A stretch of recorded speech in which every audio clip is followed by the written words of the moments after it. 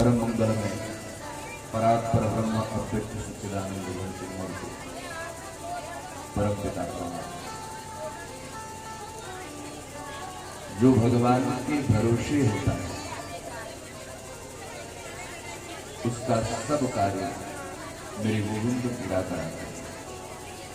आचार्य श्री चाणक्य लिखते हैं कि का चिंता मम जीवने यदि हरे विश्वम्भरोगी नो चेदर्भक जीवने न शतकं जननी स्तन्यं कुतो निश्चरे। परमात्मा ने हमें जन्म दिया, परमात्मा ने हमारा निर्माण किया, ईश्वर ने हमारे लिए नाना प्रकार की वस्तुओं का निर्माण किया। आचार्य चाणक्य कहते हैं यदि भगवान का नाम विश्वम्भर है, जो विश्व का भरण पोषण करते हैं, अगर भगवान का नाम विश्वेश है, जो विश्व के राजा हैं, विश्व के स्वामी हैं, अगर यह नाम उनका है तो हम चिंता क्यों करें? क्यों चिंता करें? हमारे घर, हमारे पास कुछ नहीं है तो भी हमें चिंता करने की जरूरत नहीं है। कि जब दांत न थे तब दूध दियो, अब दांत दिए तो ये अन्न भी दे। रे मन मूर्ख सोच करे क्यों, सोच करे कछु हाथ नहीं है।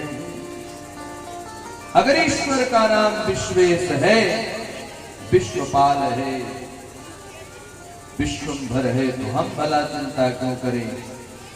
परमात्मा ने तो इतनी करुणा की कि हमारा जन्म भी नहीं हुआ, उससे पूर्व ही परमात्मा ने हमारे मां के स्तनों में दूध का संचार कर दिया। हमारे आने के पहले ही परमात्मा ने हमारे आहार विहार की व्यवस्था कर दी। वरना बताइए, एक कथा मुझे याद आती है। दास मलुका का नाम सुना आपने? दास मलुका बहुत बड़े जमींदार हुआ करते, संतों की बड़ी सेवा करते और अपनी फसल में जितनी उनकी कमाई होती उसका 10% प्रति वर्ष वो आश्रमों में दान दे दिया करते। और एक बार दास मलुका बैलगाड़ियों पर सामान लाद करके पहुंचे और सामान लाद करके आश्रम में पहुंचे, वस्तु का दान किया। दान करने का दास मलुका को थोड़ा मद है कि मेरे द्वारा इतना दान होता है, मैं इतना धर्म करता हूं, ये भी अहंकार होना अच्छी बात नहीं। हम जो करते हैं, अगर हम अच्छा करते हैं तो अपनी अच्छाइयों का हमें अहंकार नहीं होना चाहिए, मद नहीं होना चाहिए। दास मलुका को थोड़ा मद है। महात्मा ने बहुत ध्यान नहीं दिया दास मलुका के ऊपर, दास मलुका को बुरा लगा कि हम प्रतिवर्ष इतना दान करते हैं, हम दान करते तो ही आश्रम की व्यवस्था चलती है, और देखो महात्मा जी हमें कोई मान सम्मान ही नहीं देते। दास मलुका बोल पड़े, महाराज मैं इतना करता हूं फिर भी मेरा कोई मान सम्मान आपके आश्रम में नहीं है। महात्मा ने कहा, मलुका दास, मेरा परमात्मा तुम्हें देता है और तुम्हें तुम्हारे माध्यम से हमें देता है, तो हम तो धन्यवाद केवल परमात्मा का करते हैं, बाकी किसी व्यक्ति या किसी जीव का नहीं करते। दास मलुका ने कहा, अगर ऐसा है, हम फसल पाए ही ना या फसल पा करके हम लाए ही ना, तो कैसे तुम्हारा परमात्मा दे देगा? महात्मा ने कहा कि मुझे कोई, मेरे पास कोई दूसरा दास मलुका भेजेगा, दूसरे के माध्यम से आएगा। जब परमात्मा ने मुख फाड़ा है, परमात्मा ने दांत दिए हैं, तो अन्न की व्यवस्था भी मेरा परमात्मा करेगा। परमात्मा व्यक्ति सुबह भूखा उठता तो सही है, लेकिन मेरे राम का, मेरे परमात्मा का न्याय यह है कि शाम तक उसे भूखा सोने नहीं देते। ये मेरे परमात्मा की करुणा है। दास मलुका ने कहा ये ऐसा है कि परमात्मा भूखा किसी को नहीं रहने देता। अगर कोई जिद कर ले खाए ही ना, तो महात्मा ने कहा अगर नहीं खाए तो जबरदस्ती खिलाया जाएगा। जैसे नन्हा सा बालक जब दूध नहीं पीता तो माएं जबरदस्ती दूध पिलाती है कि नहीं पिलाती? नन्हा सा बालक क्या जाने, लेकिन माएं बच्चों को अपने दूध जबरदस्ती पिलाती हैं। कहा इस प्रकार से जबरदस्ती खिलाया जाएगा। दास मलुका ने कहा महात्मा अगर ये बात आपकी सत्य नहीं निकली तो? महात्मा ने कहा ऐसा ही होगा। तो दास मलुका ने निर्णय ले लिया कि आज के बाद मैं अन्न का एक दाना नहीं खाऊंगा और देखता हूं तुम्हारा परमात्मा मुझे कैसे खिलाता है। मैं खाऊंगा ही नहीं तो मुझे जबरदस्ती कैसे खिलाएगा? कहा कि लोग पकड़ कर जबरदस्ती खिलाएंगे, संसार के लोगों को जिसको भी पता चलेगा तो तुम्हें जबरदस्ती खिलाएगा। तो दास मलुका ने कहा हम संसार में या दुनिया के बीच में रहेंगे नहीं, हम जंगल में चले जाएंगे, वहां जाएंगे जहां कोई हो ही ना। कहा कहीं भी चले जाओ, दुनिया के किसी कोने में चले जाओ, पर भोजन तो तुम्हें करना पड़ेगा। दास मलुका को ये बात हुई और वो जंगल में पहुंच गए। जंगल में पहुंचे और पेड़ के ऊपर चढ़ करके बैठ गए। पेड़ के ऊपर कौन आएगा खिलाने? पेड़ की डाल पर जाकर के बैठ गए और डाल पर बैठ करके सोच रहे हैं सुबह से दोपहर हो गई, अभी तक तो कोई आया नहीं और मैं यही रहूंगा, देखता हूं परमात्मा कैसे खिलाता है।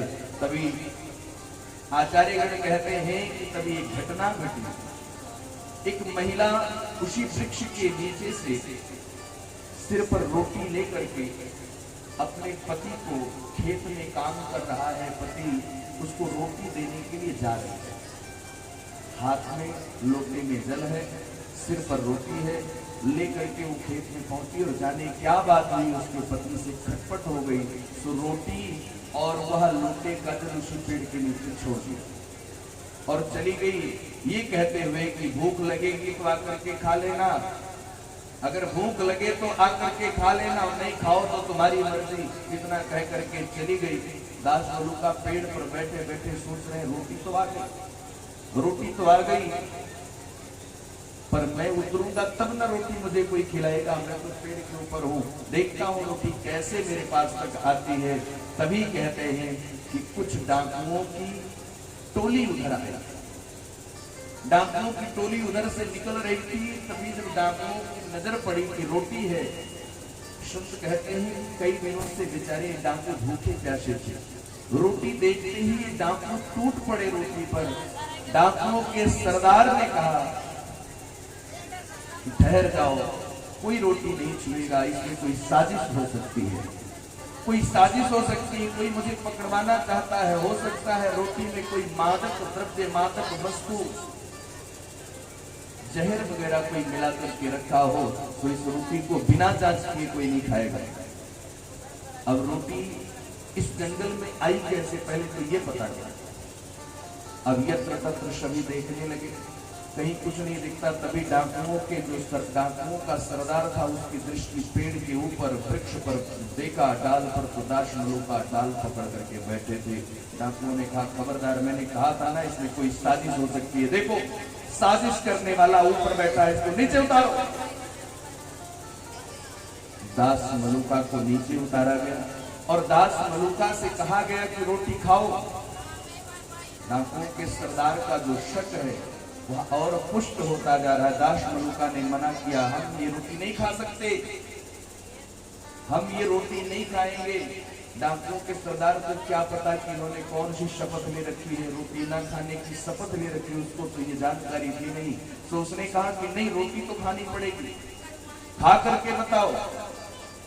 दास मलुका ने कहा नहीं खाएंगे। तब डाकुओं के सरदार का जो विश्वास था, शक था, वो और पक्का हो गया कि जरूर इस रोटी में जहर मिला है, और अगर जहर मिला है तो इसी को खिलाओ, यही मरे, मैं क्यों मरूं। दास मलूका मना करते रहे, पर डाकू का जो सरदार है वो मानता नहीं, कहा पकड़ करके जबरदस्ती खिलाओ, पकड़ करके जबरदस्ती खिलाओ। दास मलूका अपना मुंह बंद करके रखते हैं, दो लोगों ने हाथ पकड़ करके दूर कर दिया और कहा जबरदस्ती मुंह खोलो इसका, और इसके मुंह में जबरदस्ती रोटी डालो। और जैसे ही रोटी जबरदस्ती डालने लगे, दास मलूका की आंखों से झरझर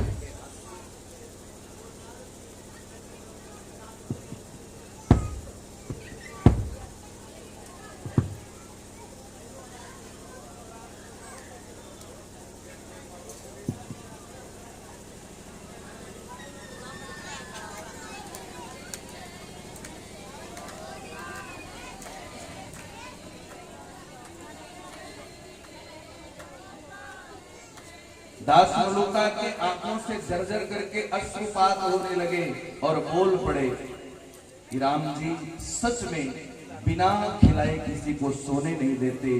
अजगर करे न चाकरे, पंछी करे न का, और दास मलूका कह गए सबके दाता। दाता एक राम, सबको देने वाले मेरे परमात्मा हैं, और जो भगवान के भरोसे रहता है भगवान हमेशा उसकी मदद करते हैं। दोपहर के सत्र में हमने यही सुना,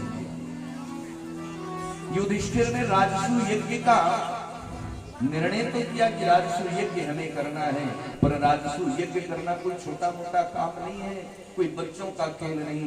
राजसू यज्ञ करने के लिए संपूर्ण रूपेण दिग्विजय होनी चाहिए, सभी राजा, कम से कम सभी राजाओं की अनुमति होनी चाहिए, उनका प्रशस्ति पत्र चाहिए। दुनिया के सभी राजाओं को तो युधिष्ठिर ने मना लिया, पर एक राजा ऐसा है जिसका नाम जरासंध है, उसे नहीं मना सके। और भगवान ने सोचा कि युधिष्ठिर हमारे भक्त हैं, हमारे अपने हैं, उन्होंने निर्णय लिया है तो मुझे उनका यह यज्ञ पूर्ण कराना ही होगा। तो मेरे प्यारे प्रभु पहुंचे और महाराज युधिष्ठिर से कहा कि महाराज यज्ञ की व्यवस्था सब कुछ सुचारू रूप से चल रही है, पर मुझे पता है जरासंध ने आपकी बात नहीं मानी होगी, उसकी स्वीकृति नहीं आई होगी, क्योंकि जरासंध बड़ा ही दुष्ट, बड़ा ही अधर्मी राजा है, वो इस बात के लिए कभी तैयार नहीं होगा।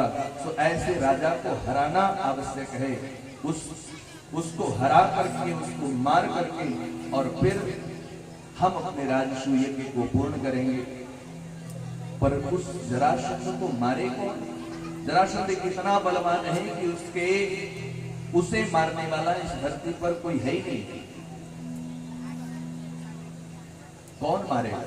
भगवान ने कहा कि अगर अधर्म को नष्ट करने के लिए, अधर्म को मारने के लिए अधर्म का सहारा लेना पड़े तो इसमें कोई गलत बात नहीं है।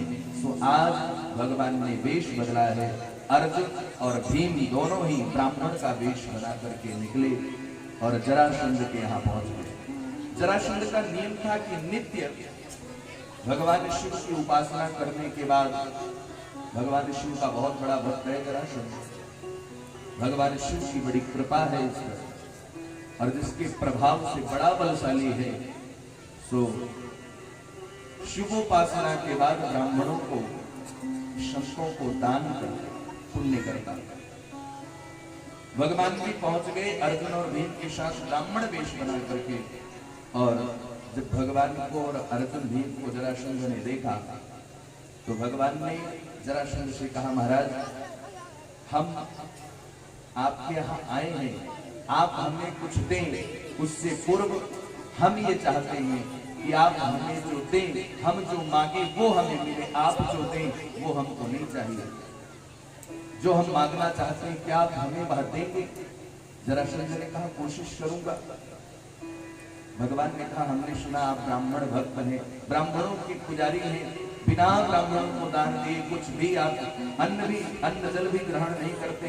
सो महाराज ये सुन करके हम लोग हिमालय में तपस्या कर रहे थे, वहां से चले आए, हम आपका दर्शन करिए आए। जरासंध ने कहा कि काहे का पुजारी और काहे का भगत महाराज, ब्राह्मणों के प्रति मेरी आस्था तब बन गई। द्वारिकाधीश कृष्ण का नाम आपने सुना है, भगवान ने कहा हाँ सुना है। कहा कि उस द्वारिकाधीश कृष्ण को उसने मुझे 17 बार युद्ध में हरा दिया और मैं उसे जीत ना सका, लेकिन 18वीं बार जब ब्राह्मणों को अनुष्ठान में बिठाया और उस बार से द्वारिकाधीश कृष्ण को मैं हरा पाया, तब से मैंने ब्राह्मणों के प्रभाव को जान करके ब्राह्मणों की सेवा आरंभ की, तो तब से मैं पुजारी हो गया हूँ। भगवान ने कहा कि महाराज हमें जो चाहिए क्या आप देंगे? जरासंध ने कहा महाराज कोशिश करूंगा, आप मांगिए तो सही। भगवान ने कहा ऐसे नहीं मांगेंगे, पहले वचन दो मुझे, पहले मुझे वचन दो, त्रिवाचा दो। हाँ दूंगा दूंगा दूंगा। जरासंध ने कहा हाँ दूंगा दूंगा दूंगा। तब भगवान ने कहा कि युद्धम नो देहि राजेन्द्र द्वंद्व से यदि मन्यसे युद्धात्मनो वयं प्राता राजन्यान्यकांक्षिणः। हे राजन, अगर आप हमें देना ही चाहते हैं तो हमें द्वंद्व युद्ध दे दें। द्वंद्व युद्ध।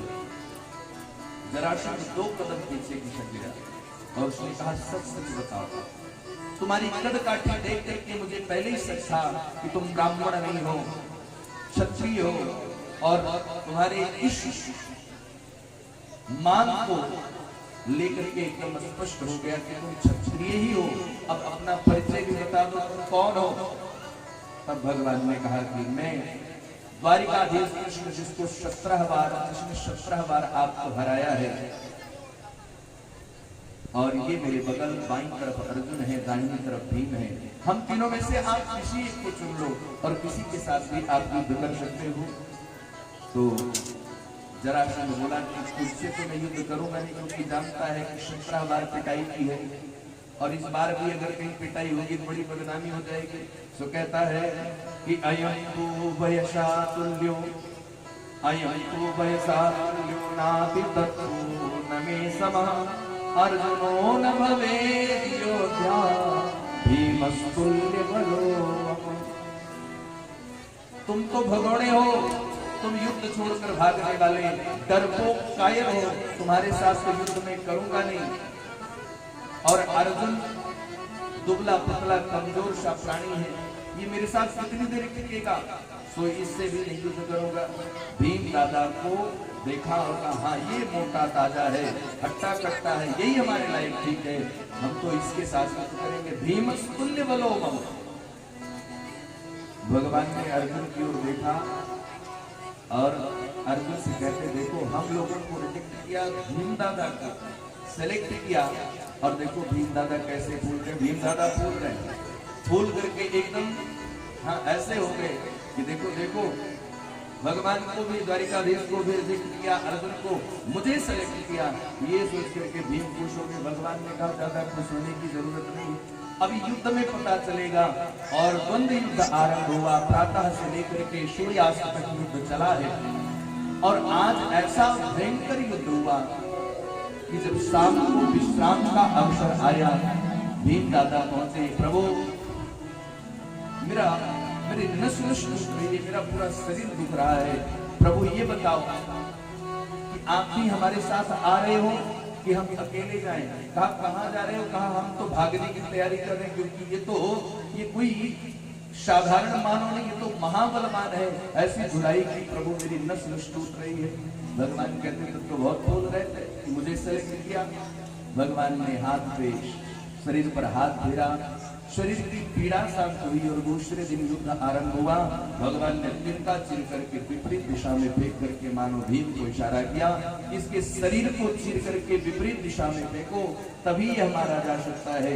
तो भीम दादा ने ऐसा ही किया। जरासंध के एक पैर को पकड़ करके और दूसरे पैर को पैर से दबा करके बीच से ही फाड़ दिया और विपरीत दिशा में फेंक दिया, जिससे जरासंध पुनः जुड़ न सका और जरासंध मृत्यु को प्राप्त हुआ। बोले भक्तवत्सल भगवान की। जरासंध को मार दिया, सहदेव को राजा बनाया और सहदेव की सहमति लेकर के बहुत सारा धन लेकर के भगवान युधिष्ठिर अर्जुन के साथ राजाओं को मुक्त कराते हुए पुनः पहुंच गए। पुनः भगवान इंद्रप्रस्थ पहुंचे और इंद्रप्रस्थ में पहुंच करके युधिष्ठिर का यज्ञ आरंभ कराया। अब युधिष्ठिर का यज्ञ आरंभ होना हुआ तो यह हुआ कि प्रथम पूजा होगी किसकी? सबने प्रस्ताव दिया कि प्रथम पूजा तो केवल भगवान कृष्ण की हो सकती है, क्योंकि पूजा के योग्य भगवान ही है। सभी यहाँ उपस्थित हैं, चेरी नरेश शिषपाल भी उपस्थित हैं। शिषपाल को ये बात अच्छी नहीं लगी, शिषपाल भगवान को गाली बकने लगे कि ऊंच ऊंच निवास नीच कर तोती देख न सकाई पराई विभूति।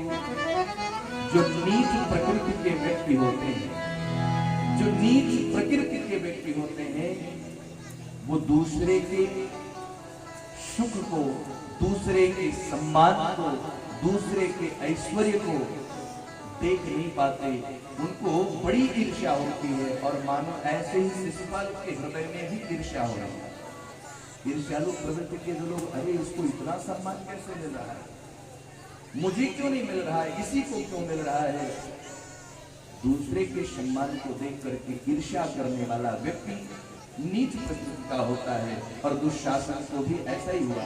दुशासन तो गाली बकने लगा, अरे ये छलिया है, ये चोर है, ये छिछोरा है, ऐसे गाली निकालने लगे।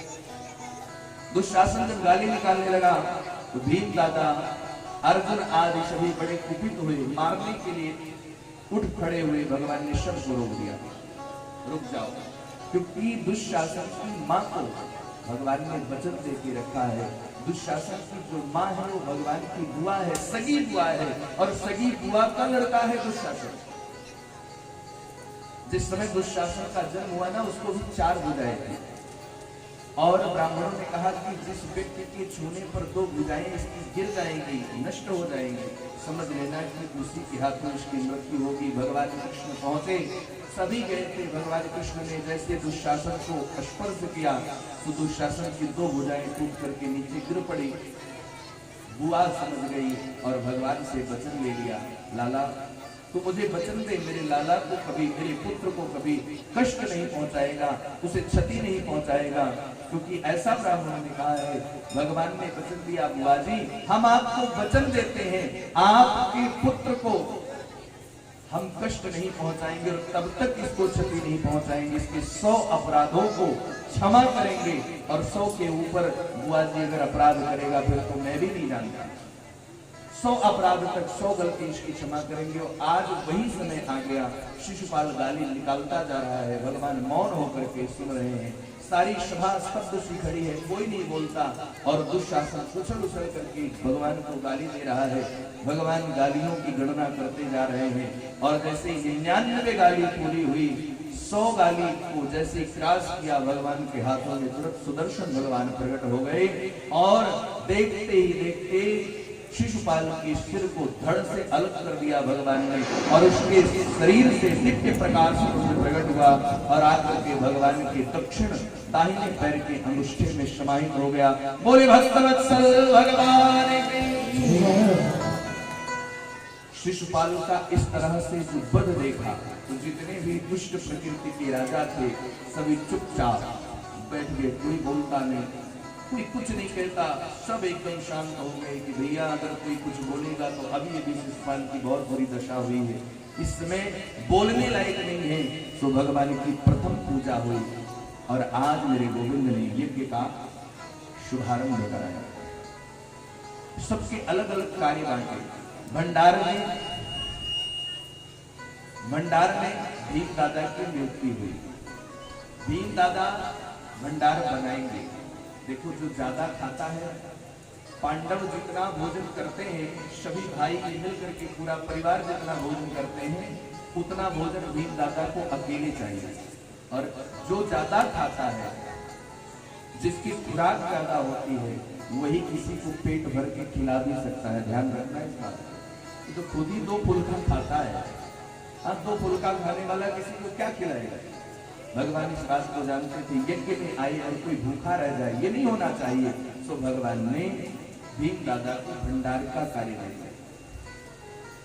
द्रौपदी को भोजन परोसने का कार्य दिया। द्रौपदी को भोजन परोसने का कार्य यह इसलिए दिया, परिवेशेन द्रुपदः, इसलिए द्रौपदी को परोसने का कार्य दिया क्योंकि द्रौपदी जो है ये पांचाल की है। पांचाल मतलब आज बोले तो पंजाब। पंजाब में लोग कैसे होते हैं, वहां पंजाब में चले जाए अगर कोई 2 महीना रह जाए तो उसका देखो रंग रूप बदल जाता है। वहां लोग खिलाना जानते हैं। तो द्रौपदी को परोसने का कार्य दिया। द्रौपदी कोई अतिथि आए तो उसको भोजन परोस करके खिलाएगा। दुर्योधन को कोठार दे दिया। कोठार बोले तो कोष दे दिया। कोषागार की सारी व्यवस्था दुर्योधन को दे दी क्योंकि भगवान जानते थे कि दुर्योधन आया है ईर्ष्यावश, ये पांडवों की क्षति करना चाहेगा, पांडवों का नुकसान करना चाहेगा, किसी तरह से इनकी बेइज्जती हो जाए, किसी तरह से इनकी इज्जत चली जाए, ये इसका प्रयास हमेशा रहेगा। ईर्ष्यालु प्रकृति का है।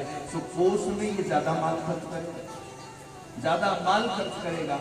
अरे किसी को 5 किलो सामान चाहिए तो उसको सीधे 50 किलो देता दुर्योधन। भगवान यह जानते थे तो भगवान ने कहा कि यज्ञ में जितना अधिक लुटाया जाता है, जितना अधिक खर्च किया जाता है, यज्ञ भगवान की कृपा उतनी ज्यादा बरसती है। इसलिए भगवान यह जानते थे यज्ञ की ये कीर्ति उतनी दूर दूर तक फैलेगी।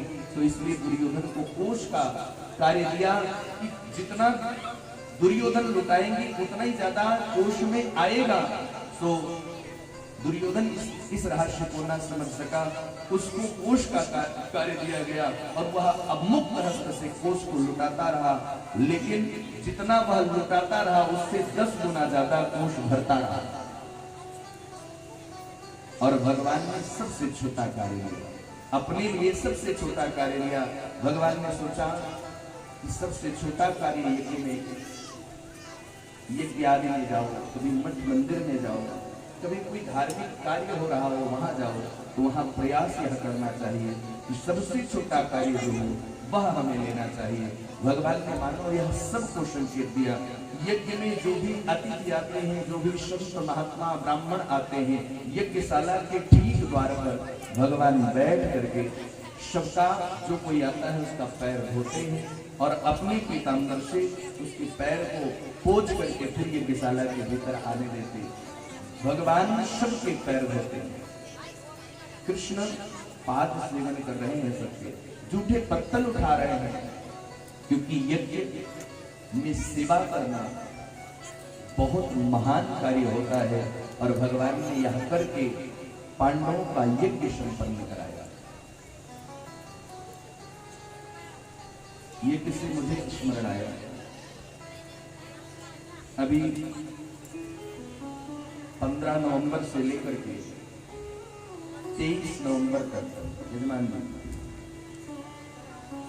मैंने भी सुन लो भरोसा,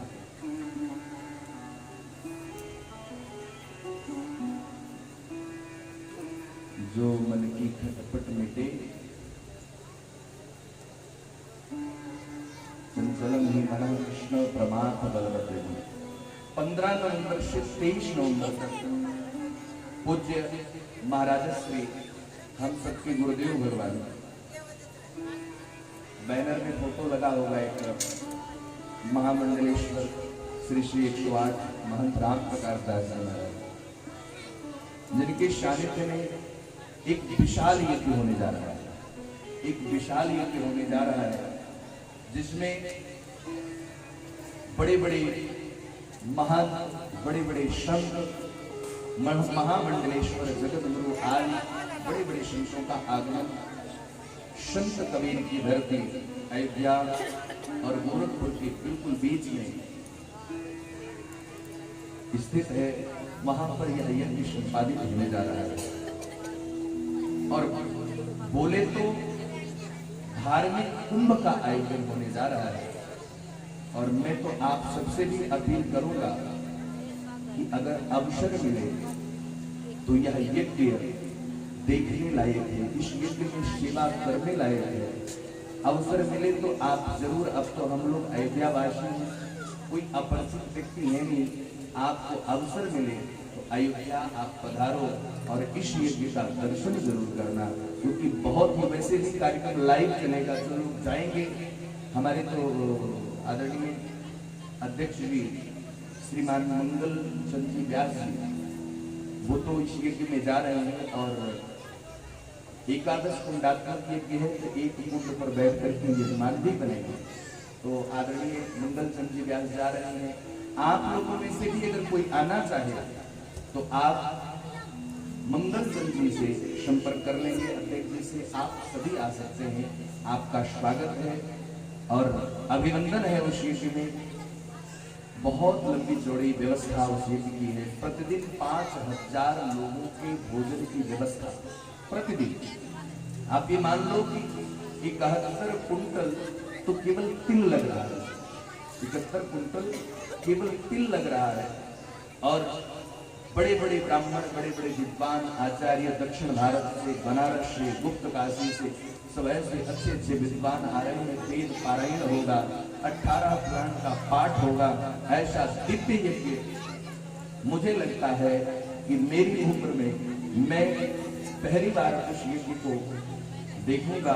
यज्ञ तो मैंने बहुत देखे और लेकिन ऐसा यज्ञ अद्वितीय यज्ञ होने जा रहा है। और संयोग से पूज्य गुरुदेव भगवान पूज्य ठाकुर जी के कृपा से दास को यज्ञ का संचालन करने का अवसर प्राप्त हो रहा है।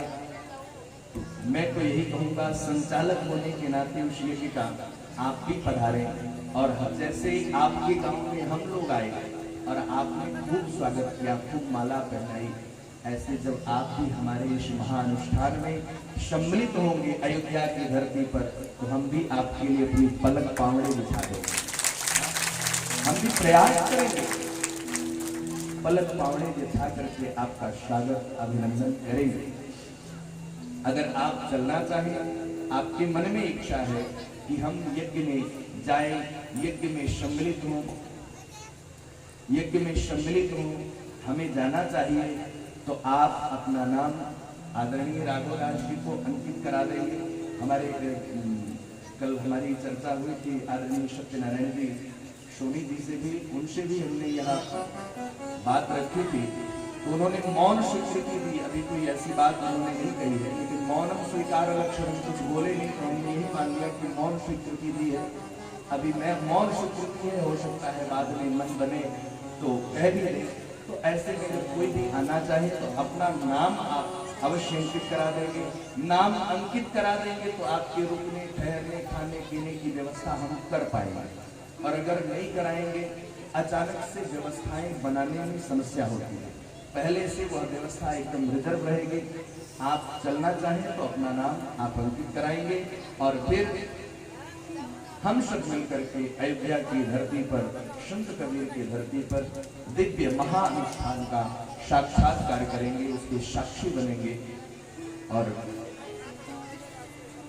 भगवान ने महाराज युधिष्ठिर का यज्ञ संपन्न कराया।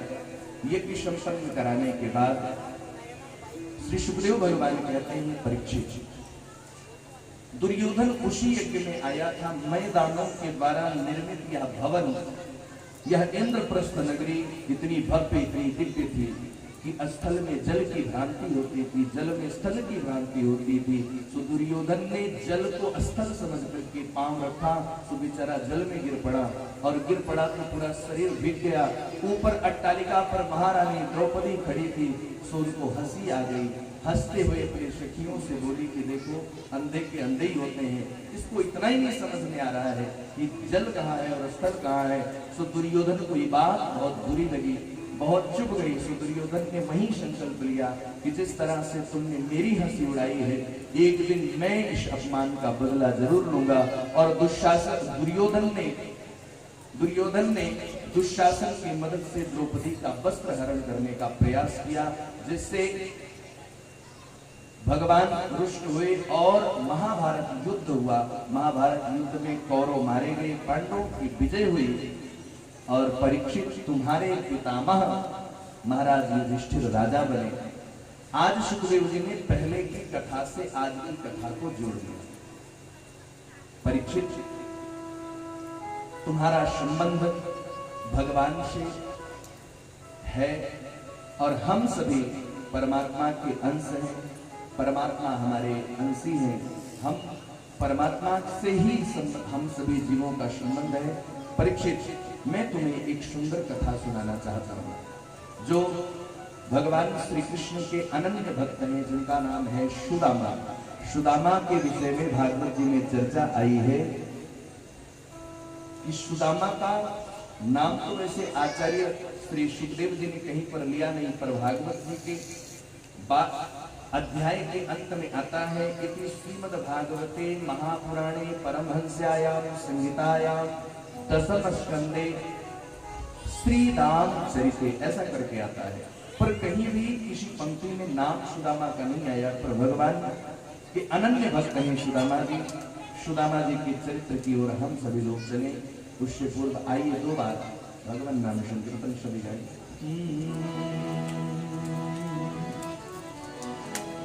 दूर नगरी बड़े दूर नगरी बड़े दूर नगरी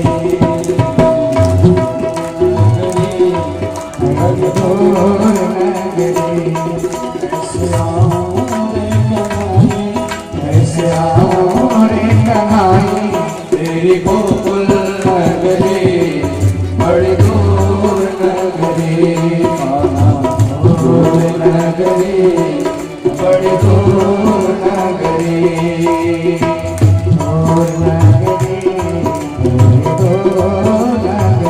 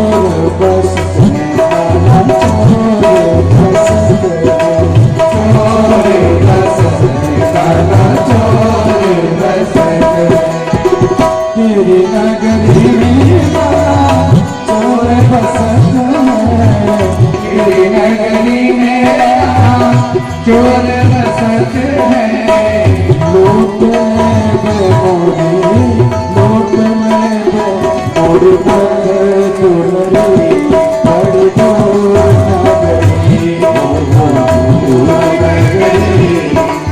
दूर कैसे आऊं रे कलाई तेरे दूर नगरी बड़ी दूर नगरी बड़ी दूर नगरी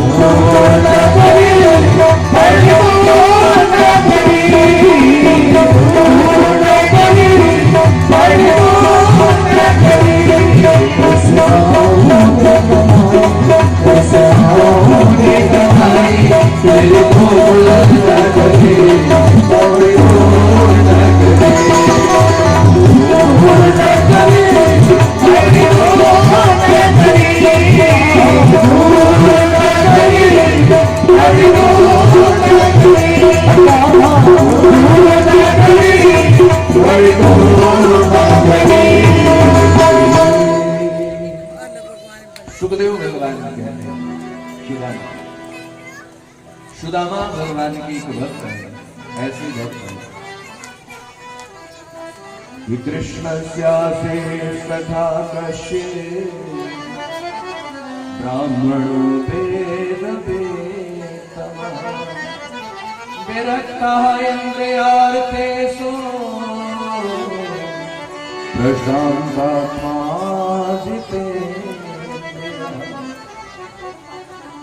सुदामा भगवान के ऐसे भक्त हैं जो जितेंद्रिय हैं।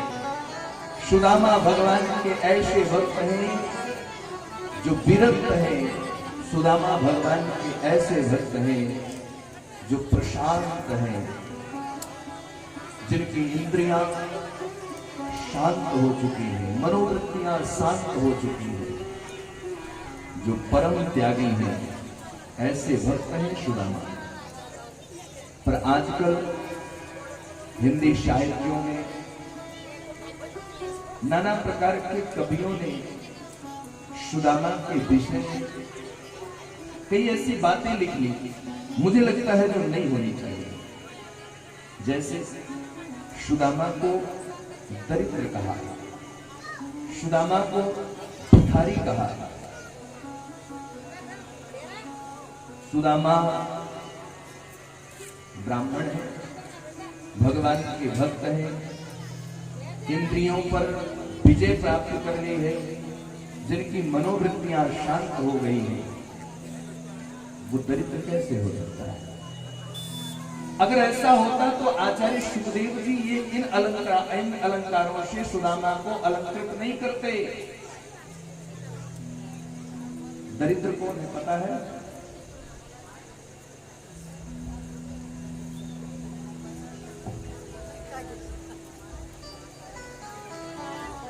दरिद्र कौन है पता है?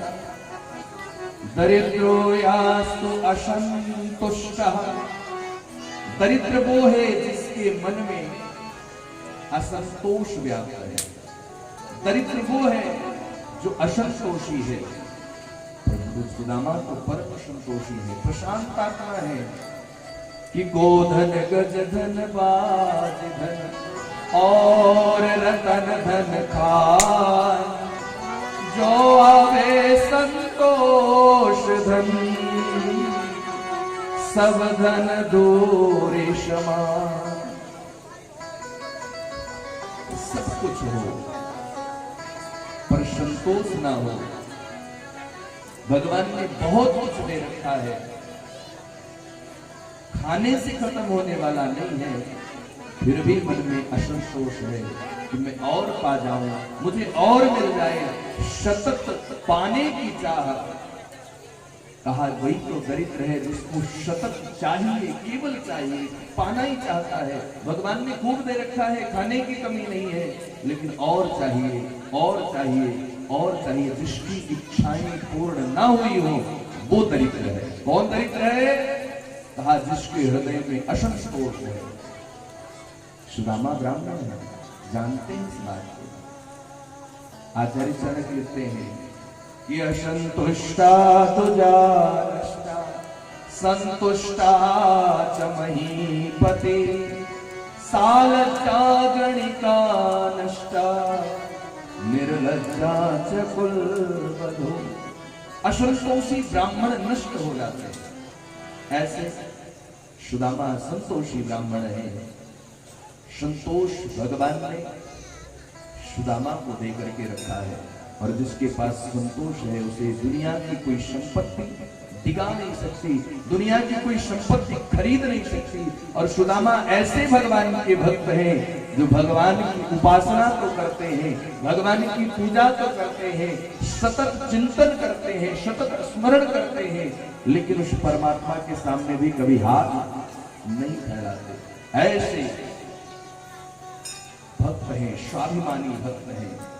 परमात्मा है, ठीक है, सारी दुनिया के मालिक हैं, सारी दुनिया के राजा हैं।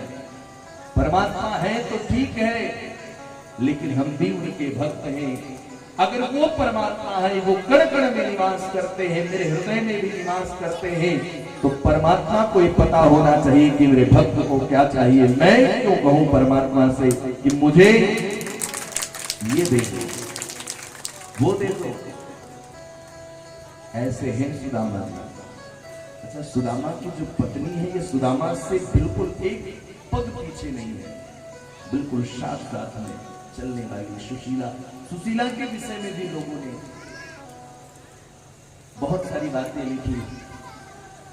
सुशीला सुदामा जी से बार बार कहती है प्रभु घर में नहीं है, कुछ खाने को नहीं है, लेकिन आचार्य सुखदेव जी कहते हैं सुशीला भगवान सुदामा की पत्नी है, भक्त सुदामा की पत्नी है। सुशीला ने भी कभी अपने पति के समक्ष अपना कोई प्रस्ताव नहीं रखा, और सच में पत्नी वही कहलाने की अधिकारिणी है जो अपने पति की क्षमता को जानती है। वो पत्नी कहलाने की अधिकारिणी नहीं कि जो पति 5,000 रुपए महीना कमाता हो उससे 25,000 की साड़ी की डिमांड करे। सुशीला ये जानती है कि हमारे स्वामी क्या लेकर के आते हैं और हमें कैसे अपना घर चलाना है, कितने में चलाना है। मां पत्नी की हमेशा सीधी होनी चाहिए। सुशीला ने कभी और कभी घर में रहा तो भोजन किया, और नहीं रहा तो पड़ोसी को भी पता नहीं चलने दिया कि हमारे घर में कुछ नहीं है, ठंडा पानी पी करके बिता दिया। सुदामा जानती है कि पत्नी पति का स्वाभिमान है, पत्नी पति का सम्मान है, पत्नी पति की इज्जत प्रतिष्ठा सब कुछ है। और अगर हम अपने पति के सम्मान, अपने पति की इज्जत की रक्षा न कर सके तो हम काहे बात की पत्नी, काहे बात की गृहिणी। अब भगवान मनो लिखते हैं गृहम गृह क्या हो गृहिणी गृह मुच्यते। घर सोने और ईंट पत्थर से घर नहीं बनते, घर तो गृहिणी से बनते हैं, अगर गृहिणी अच्छी है तो वो कुटिया ही क्यों ना हो, उसे महल बनने में ज्यादा वक्त नहीं लगता। पत्नी ऐसी होनी चाहिए और ऐसा ही सुशीला का स्वभाव, परम सती, पतिव्रता, पति के मुख को देख करके मनोवृत्ति को समझ पाना, ये सहज स्वभाव है सुशीला का। सुशीला ने कभी कुछ पाने की इच्छा अपने स्वामी सुदामा के सामने प्रकट नहीं की कि रूखा सूखा खाई के ठंडा पानी पे, देख पर आए चौपड़े मत ललचाए जे। मेरे पड़ोसी कैसे जीते हैं और लोग कैसे जीते हैं, उधर तो कभी सुशीला ने झांका ही नहीं। हमें अपनों से मतलब है, अपने से मतलब है, ऐसा जीवन जी रहे हैं। पर एक बात जान लो, भगवान ने गीता में कहा, मैं बार बार कहता हूं, एवं सतत युक्ताये भक्तास्त्वं पर्युपासते तेषां नित्याभियुक्तानां योगक्षेमं वहाम्यहम्। भगवान कहते हैं कि जो मेरा सतत चिंतन करता है, मेरे भरोसे जो रहता है, मैं उसकी संपूर्ण योगक्षेम का पालन करता हूं, निर्वहन करता हूं। सुदामा नहीं कहते, सुदामा की पत्नी सुशीला कभी भगवान से निवेदन नहीं करती। मेरे गोविंद ने सोचा कि एक बार मेरा भक्त है, एक बार कह तो दे, एक बार कह दे तो मैं सब कुछ कर दूं। पर सुदामा का स्वाभिमान इतना बड़ा है कि आज भगवान की भगवत्ता सुदामा के स्वाभिमान के सामने गौर छोटी नजर आ रही है।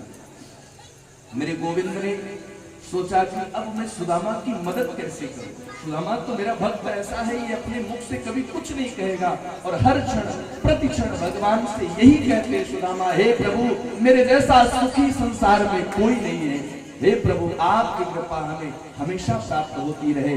ऐसा भगवान से निवेदन करके मैं सबसे सुखी हूं संसार में, मैं सबसे सौभाग्यशाली हूं, ऐसा मानते भगवान ने सोचा सुदामा अपनी तरफ से कोई कमी नहीं छोड़ रहे और मैं सुदामा की जिम्मेदारियों को कैसे पूर्ण करूं।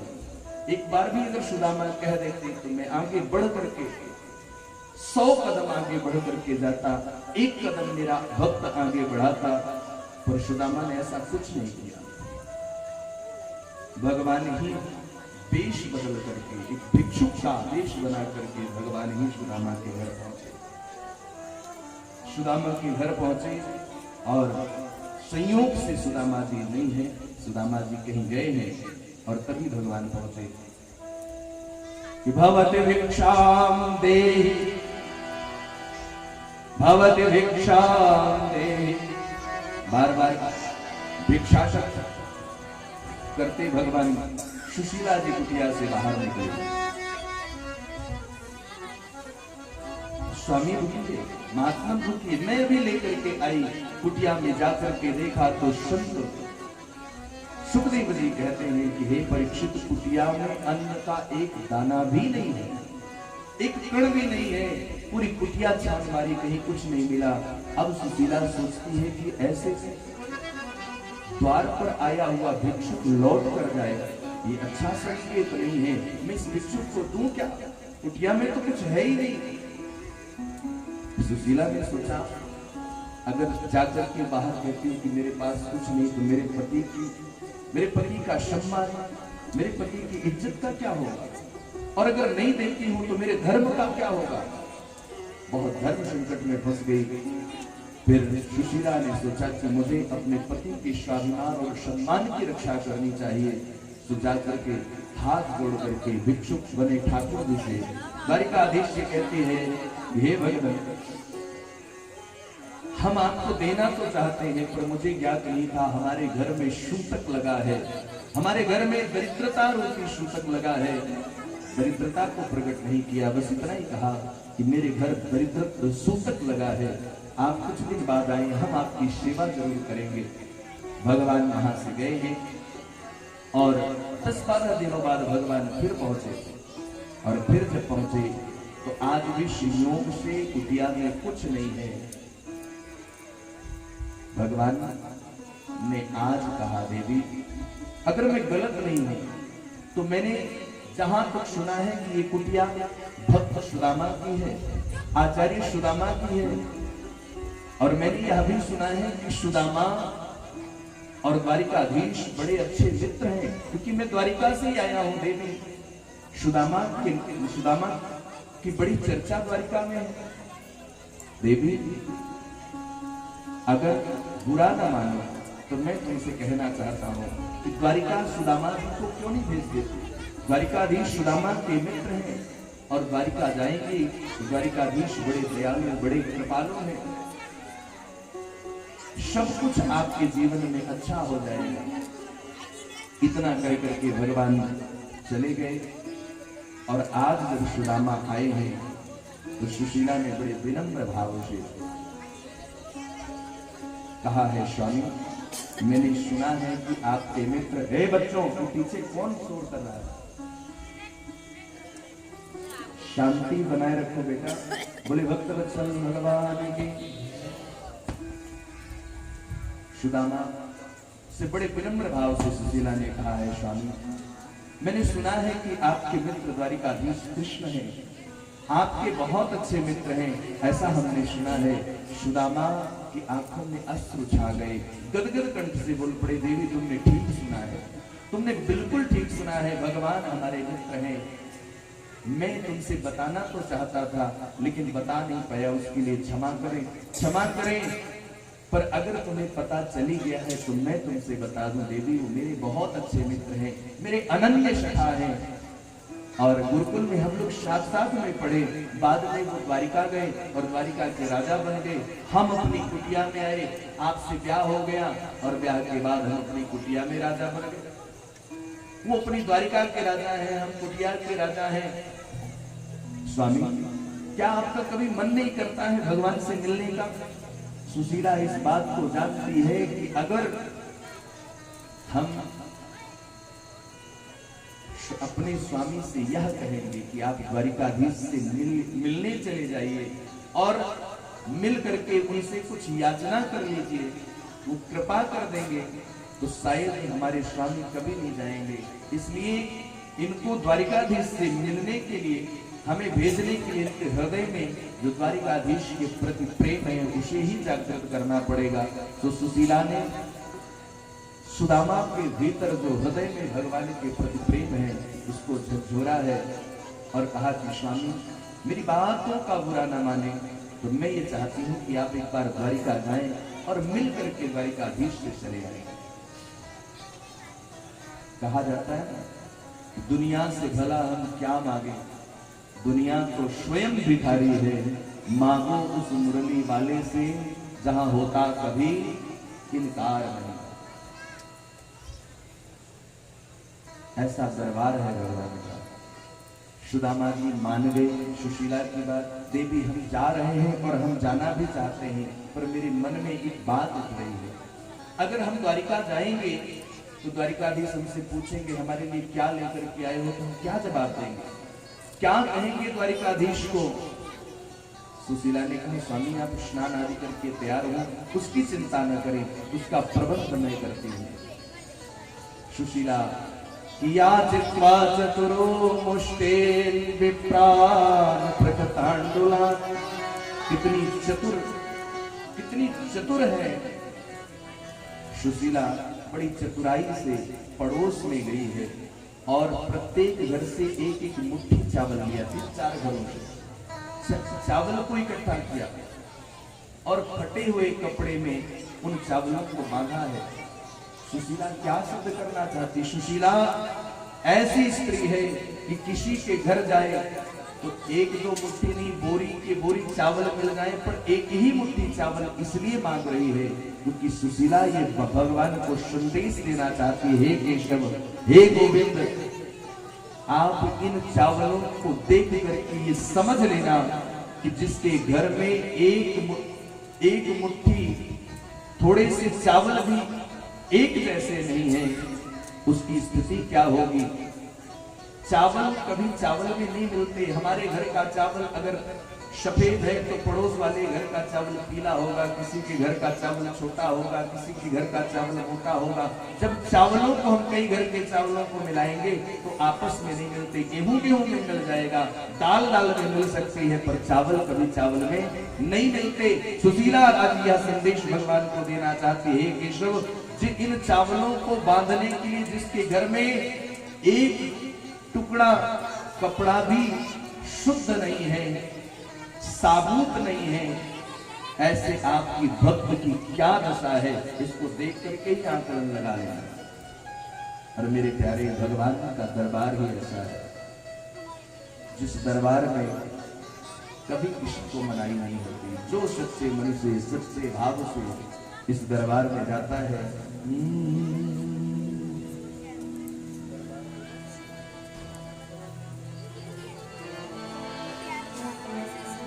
दरबार में बंसी वारे के, दरबार में बंसी वारे के दुख दर्द मिटाए जाते हैं। दरबार में बंसी वारे दर्द मिटाए जाते हैं। दरबार में बंसी वारे दर्द मिटाए जाते हैं।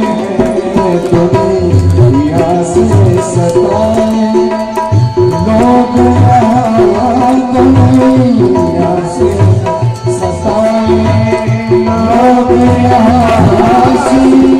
में से लगाए जाते हैं।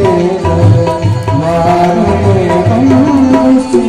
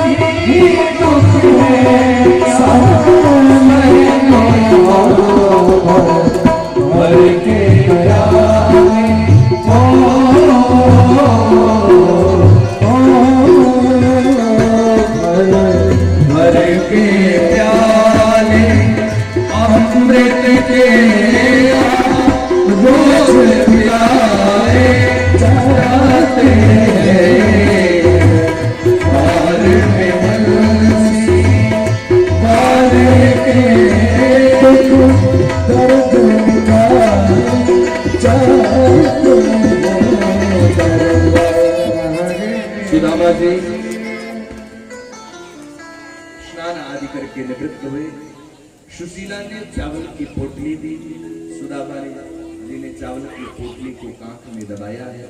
हाथ में टूटी सी लकड़ी है, उदड़ी सी रस्सी है, टूटा सा लोटा है और भगवान को धन्यवाद देते हुए सुदामा जी निकले हैं। और जो सुदामा जी निकले मन ही मन भगवान से प्रार्थना कर रहे हैं, हे प्रभु कितना सौभाग्यशाली मैं हूं जो मुझे सुशीला जैसी पत्नी मिली। भगवान ऐसी पत्नी हर व्यक्ति को दे जो भगवान से जोड़ दे, भगवान के दर्शन के लिए, भगवान की भक्ति करने के लिए प्रेरित करे, भगवान से मिलने के लिए प्रेरित करे, उसके लिए उद्यम करे। भगवान ऐसी पत्नी सबको दे। मैं कितना बड़ा सौभाग्यशाली हूँ। भगवान को धन्यवाद देते हुए सुदामा जी निकले हैं और सुदामा जी चल पड़े। हाथों में फूटा सा लोटा, टूटी सी लकड़ी, चलते हुए सुदामा जी चले जा रहे हैं। जाना था द्वारिका, पहुंच गए वृंदावन। मार्ग भटक गए, वृंदावन पहुंच गए। घूमते घूमते सुदामा को महीनों बीत गए और अभी भी द्वारिका नहीं पहुंचे। कि चले श्याम सुंदर से मिलने सुदामा, श्याम सुंदर से मिलने सुदामा, गाते चले हरे कृष्ण, गाते चले मन में हरे कृष्ण राम।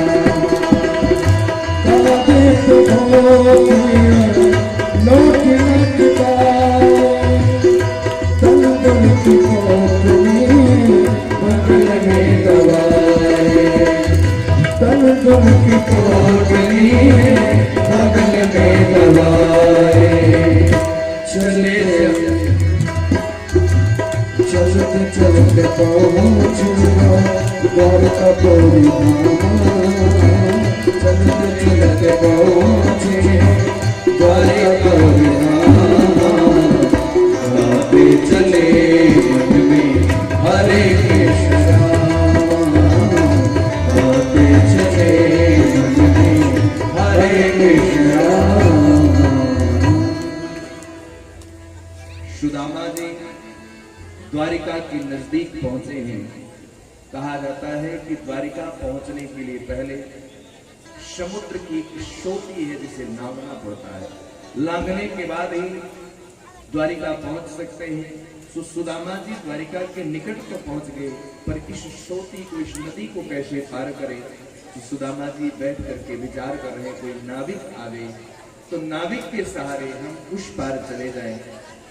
और विचार करते करते संध्या हो गई, शाम हो गया। अब शाम हो गई तो सुदामा जी मन में घबरा भी रहे हैं कि जंगल है, इसमें विषाक्त सर्प होंगे, विषाक्त जीव होंगे, हिंसक पशु पक्षी होंगे। कोई पशु कोई पक्षी मेरा शिकार करे, कोई सर्प मुझे काट ले और मैं भगवान के दर्शन से वंचित ना रह जाऊं। मृत्यु से भय नहीं है, लेकिन भगवान से मिलने के पहले कहीं मेरी मृत्यु ना आ जाए, इस बात का भय सता रहा है। सुदामा जी वहीं बैठ करके भगवान से प्रार्थना करते हैं, केशव मिलने की तमन्ना लेकर मैं आया था, लेकिन मुझे लगता है कि रात्रि मुझे यहीं बितानी पड़ेगी और रात्रि में हो सकता है कोई पशु कोई जीव मुझे खा जाए, और मुझे जीव खा जाए उससे पूर्व प्रभु मैं आपसे निवेदन करना चाहता हूँ। हे केशव, तुम्हारी भाभी अर्थात मेरी पत्नी सुशीला ने तुम्हारे लिए उपहार भेजे हैं। ये चावल के कुछ कण मैं आपको यहीं से समर्पित करता हूँ प्रभु, इसे ग्रहण कर लेना। अगर मैं जीवित रहा तो आने का प्रयत्न करूंगा, और अगर नहीं जीवित रहा तो आप इसको यहीं से ग्रहण कर लेना। और तभी सुखदेव भगवान कहते हैं, हे परीक्षित, नाविक के रूप में मेरे गोविंद वहां पर पहुंच गए। गोविंद नाविक के रूप में पहुंचे और आवाज लगे, अरे भाई कोई उस पार जाने वाला हो तो आ जाओ, कोई उस पार जाने वाला है। जोर जोर से आवाज लगाई। सुदामा जी की निद्रा टूटी और सुदामा जी तुरंत उठ करके खड़े हो गए, हाथ कांप रहे हैं और लड़खड़ाते भय नदी के तट पर पहुंचे। कहा, भैया हमको उस पार जाना है, हमें ले चलो, हम उस पार जाना चाहते हैं। नाविक बने मेरे प्यारे प्रभु ने सुदामा से कहा, सुदामा को देख करके कि भैया मैं आपको उस पार ले तो जाऊंगा, लेकिन उससे पूर्व मैं आपसे कुछ जानना चाहता हूँ। आपकी दशा को देख करके, आपकी स्थिति को देख करके मुझे ऐसा लगता है कि आपके पास फूटी कौड़ी नहीं होगी, और अगर फूटी कौड़ी आपके पास नहीं है तो मैं भला उस पार आपको कैसे ले जा सकता हूँ। अगर उस पार ले जाऊंगा तो मेरा घाटा हो जाएगा, इसलिए महाराज आप हमें क्षमा करें, हम आपको नहीं ले जा सकते। सुदामा जी कहते, नहीं भैया बहुत जरूरी है मेरा जाना, सच कहते हैं, मुझे उस पार ले चलो ना, आपकी अति कृपा होगी और हम कोशिश करेंगे कि आपको कुछ न कुछ दें। भगवान बने नाविक ने कहा कि आपके पास कुछ होगा तब ना देंगे, जब आपके पास कुछ है ही नहीं। सच सच बताइए, अगर कुछ है तो दे दो। अच्छा ये बताइए, आपके बगल में जो आपने दबा रखा है इसमें क्या है, यही दे दो, उस पार छोड़ दूंगा। सुदामा जी ने कहा खबरदार, इधर आंख उठा करके भी देखा, क्योंकि ये मैं तुम्हें नहीं दे सकता, ये तो मेरे प्रभु की अमानत है, मेरे गोविंद की अमानत है, इसे नहीं दे सकता।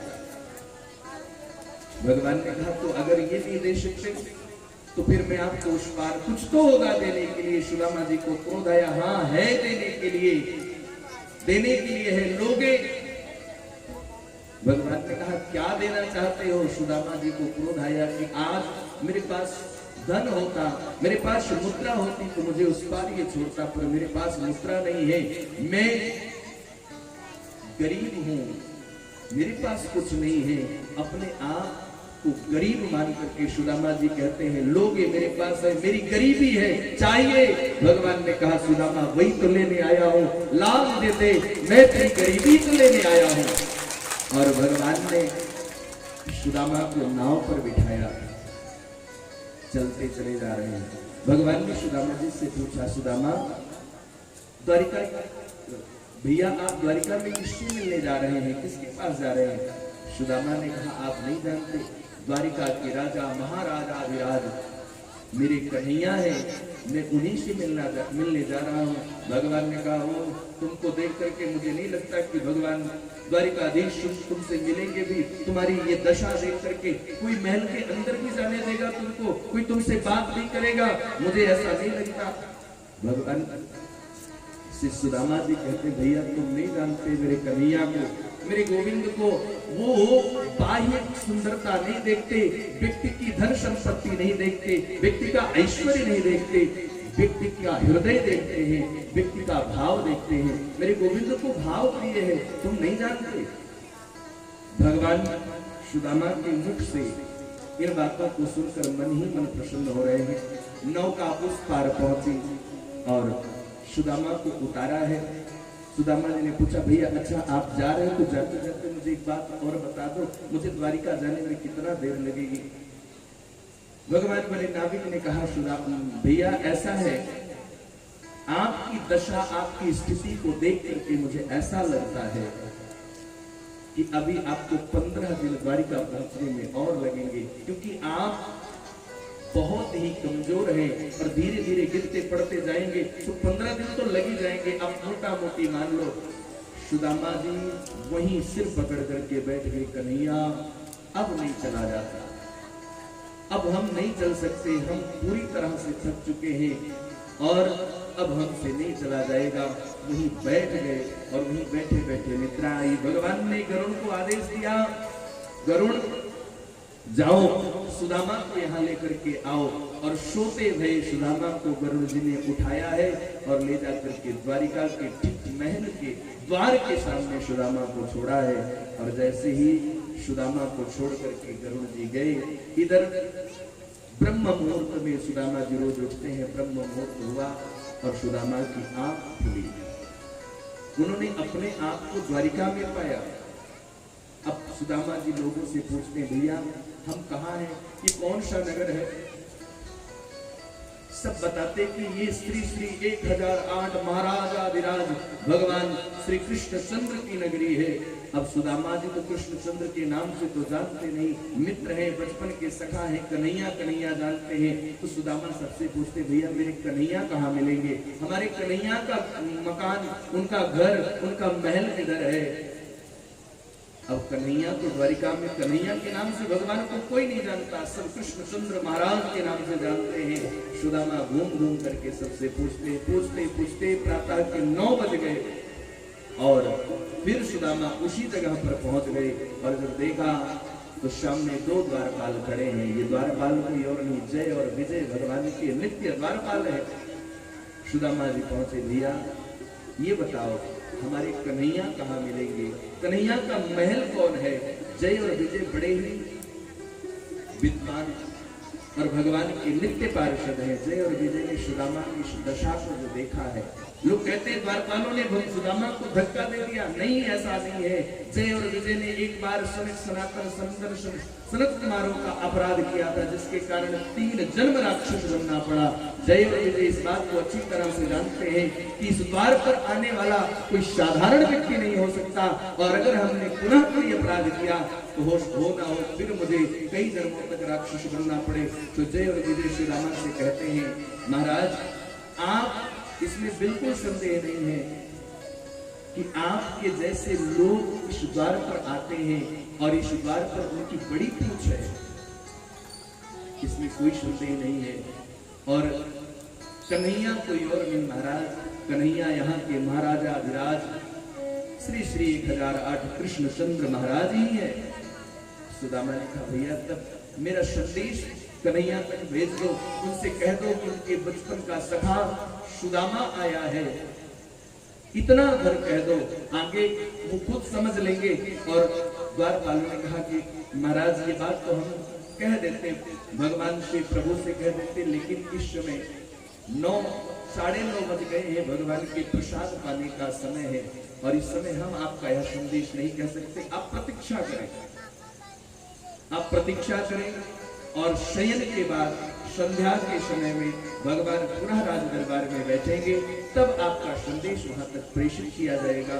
अब ऐसे में सुदामा जी कहते, भैया बहुत दिन हो गए भगवान का दर्शन किए बगैर और यहाँ तक आ गए हैं, तो कृपा करके मेरा संदेश भेज दो, बस संदेश पहुंचा दो। बार बार जो अनुनय विनय सुदामा जी ने किया, तो जय और विजय ने कहा कि आप यहीं पर रुके, आपका संदेश हम भगवान तक जरूर पहुंचाएंगे।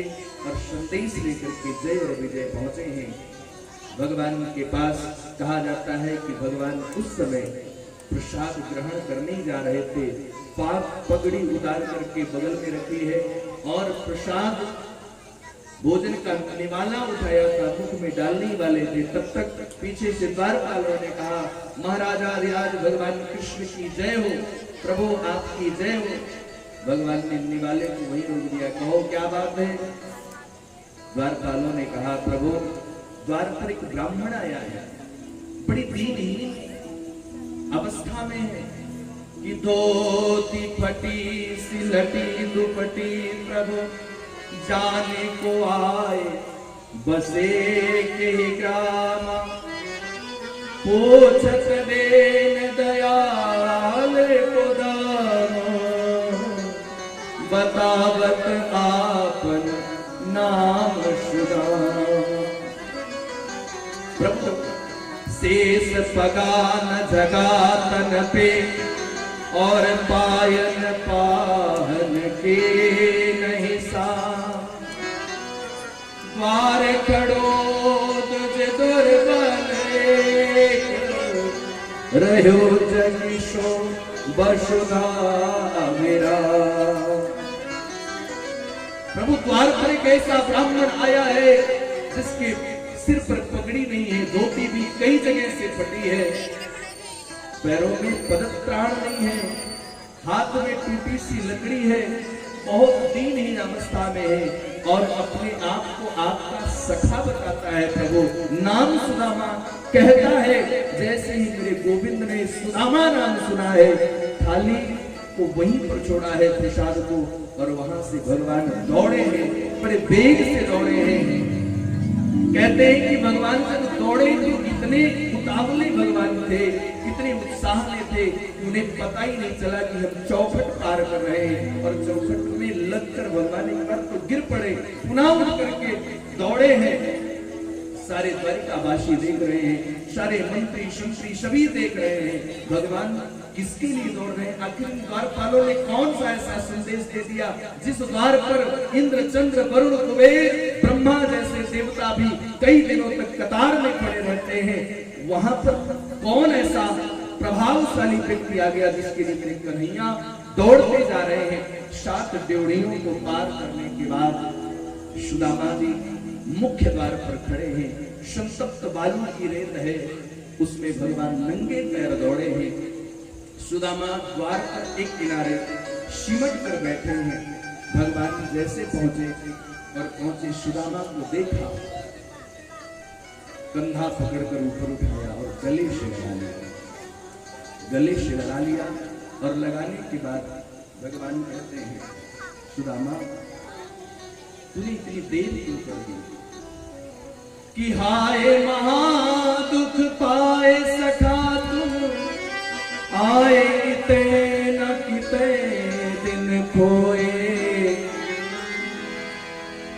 पानी परात को हाथ छुयो नहीं। हाय महादुख पाए सखा तुम, आए किते न किते दिन खोए।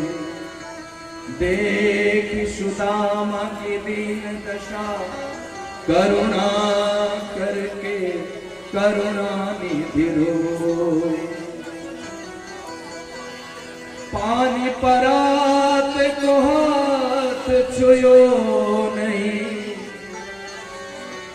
भगवान सुदामा को देखे हैं, गले से लगाया, हाथ पकड़ करके लेकर के चले हैं, राजभवन में बिठाया। जहां मेरे गोविंद बैठते हैं, मेरे कन्हैया बैठते हैं, उस गद्दी पर बिठाया। देखिए आ रहे हैं, सुदामा जी पधार गए हैं और मेरे प्यारे प्रभु सुदामा जी को लेने के लिए आ रहे हैं। सभी लोग जोरदार करते ध्वनि के साथ स्वागत करें।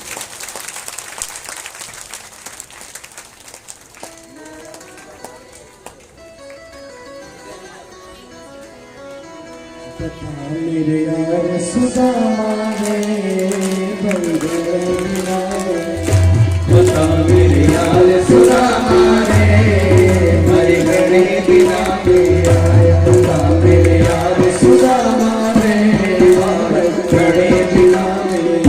बता मेरे यार सुदामा रे, मरे गणे बिना पे आया।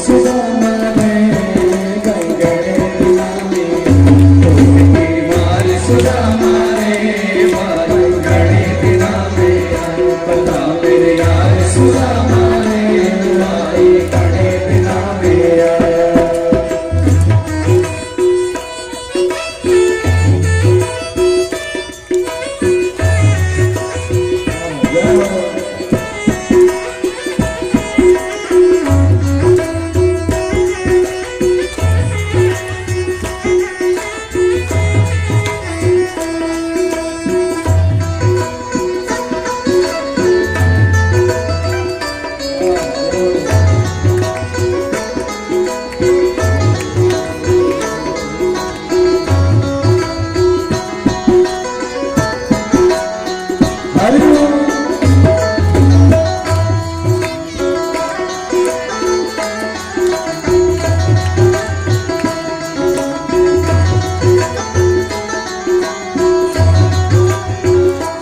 बच्चों का हाल सुना दे, हाल सुना दे, सब बच्चों का हाल सुना दे, विषरानी की बात बता दे, बच्चों का हाल सुना दे, विषरानी की बात बता दे। ये क्यों गया हाल सुना माने, मैं गए ना मेरा हाल सुना माने, मैं गए ना मेरा, मेरे हाल सुना माने, मैं गए ना मेरा, मेरे हाल सुना माने, मैं गए ना मेरा, मेरे हाल सुना माने, मैं गए ना मेरा, मेरे हाल सुना माने, मैं गए ना मेरा, मेरे हाल सुना माने, मैं गए ना मेरा, मेरे हाल सुना माने, मैं गए ना मेरा, मेरे हाल सुना माने, मैं गए ना मेरा, मेरे हाल सुना माने, मैं गए ना मेरा। भगवत्सल भगवान की। श्री सुखदेव भगवान कहते हैं कि सुदामा को लेकर के भगवान राजप्रसाद में पहुंचे हैं और जहां स्वयं विराजते हैं उस स्थान पर बिठाया और सुदामा के पग को उठाया और देखा तो सुदामा के पग में मोटी मोटी बवाएं फटी हैं, बहुत सारे कांटे चुभे हैं।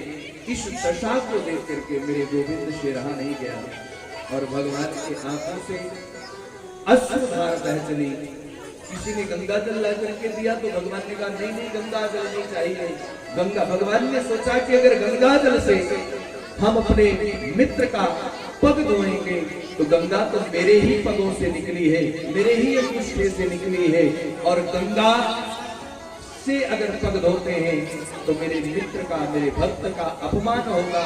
तो भगवान ने आज अपने नेत्रों से नेत्र जाको महारानी सरयू को प्रकट किया और अपने मित्र का पाद प्रक्षालन किया। अपने नेत्रों के जल से सुदामा के पग धोए, नवीन वस्त्र आदि धारण करके सुदामा को बिठाया। ये सारा दृश्य रुक्मिणी महारानी देख रही है। रुक्मिणी महारानी कहती है कि इस ब्राह्मण ने, इस भिक्षुक ने कौन सा ऐसा पुण्य किया, कौन सा ऐसा व्रत, कौन सी ऐसी तपस्या की होगी जिससे साक्षात श्रीपति लक्ष्मीपति साक्षात भगवान विष्णु इसके चरणों में बैठे हैं और ये ऊपर बैठा है। कि मनेन कृतम पुण्यम अवधूतेन भिक्षुना। इस भिक्षुक ने कौन सा ऐसा पुण्य किया होगा, साक्षात लक्ष्मीपति इसके चरणों में बैठे हैं। भगवान ने सुदामा की बड़ी सेवा की, राज्य प्रसाद में बिठाया, 56 प्रकार के भोग आए हैं, सुदामा को प्रसाद खवाए और बहुत सारी बातें सुदामा से की। गुरुकुल से लेकर के विवाहों पर बहुत सारी विवाह तक की सारी जितनी भी घटनाएं आपस में हुई थी, अपने विवाहों की चर्चा की, शादियों की चर्चा की, पुत्रों की पुत्रियों की चर्चा की। जैसा मित्रों के बीच में होता है समस्त व्यवहार सुदामा के साथ भगवान ने स्थापित किया। और फिर बहुत दिन तक सुदामा जी द्वारिका में रहे। द्वारिका से विदा लेकर के सुदामा जी आए। इधर सुदामा जी चले गए, इधर भगवान ने देवशक्ति विश्वकर्मा को भेज करके सुदामा के दिव्य भव्य भवन का निर्माण कराया। बिल्कुल द्वारिका नगरी जैसा निर्माण हुआ है, कृष्ण महल जैसा सुदामा के महल का निर्माण हुआ। संपूर्ण गांव को एकदम द्वारिका नगरी जैसा बना दिया। और सुदामा जी जब आए, उन्होंने यह देखा कि भगवान ने मुझे बहुत कुछ दे दिया। तो सुदामा को लगा कि भगवान ने तो मुझे कुछ नहीं दिया, अपितु हमारे बच्चों और पत्नियों को दिया, तो इस संपत्ति का उपभोग हम नहीं कर सकते। अगर देना होता तो प्रभु मुझे देते, मुझे कुछ नहीं दिया। इसका मतलब मेरे प्यारे प्रभु की इच्छा है कि मैं जैसा था वैसा ही रहूं और वैसा ही ठीक हूं। इसलिए सुदामा जी तप करने के लिए जाने लगे। भगवान प्रकट भय और सुदामा का हाथ पकड़ करके कहा, इस गद्दी पर आप बैठो और आपके जैसा कोई शख्स, कोई महात्मा अगर गद्दी पर बैठेगा तो संपत्ति का सही उपयोग, धन का सही उपयोग, सत्ता का सही उपयोग आप जैसा कोई भक्त ही कर सकता है। ऐसा भगवान कह करके सुदामा को गद्दी पर बिठाया और स्वयं अंतर ध्यान हो गए। श्री सुखदेव भगवान कहते हैं, इस प्रकार से सुदामा के दिव्य और भव्य चरित्र का गान सुखदेव जी ने किया और बाद में दशम स्कंद के समापन पर, एकादश के शुभारंभ पर, श्री एकादश के शुभारंभ पर श्री सुखदेव भगवान कहते हैं कि भगवान ने अपने पुत्रों को बार बार समझाया था, बार बार बताया था, किसी संत ब्राह्मण का अपमान न हो जाए, किसी संत का अपमान न हो जाए, इस बात का ध्यान रखो। गलती से भगवान के पुत्रों ने ऋषियों का अपमान कर दिया, जिससे ऋषि क्रुद्ध होकर के श्राप दे बैठे कि मूर्खों, तुमने जो मेरा अपमान किया है। घटना ऐसी है, बात आप लोग समझ रहे हैं, ऐसी घटना है। ध्यान पूर्वक 5 मिनट में हम अपनी बात समाप्त करेंगे। भगवान कृष्ण की और सुदामा की झांकी लगी है।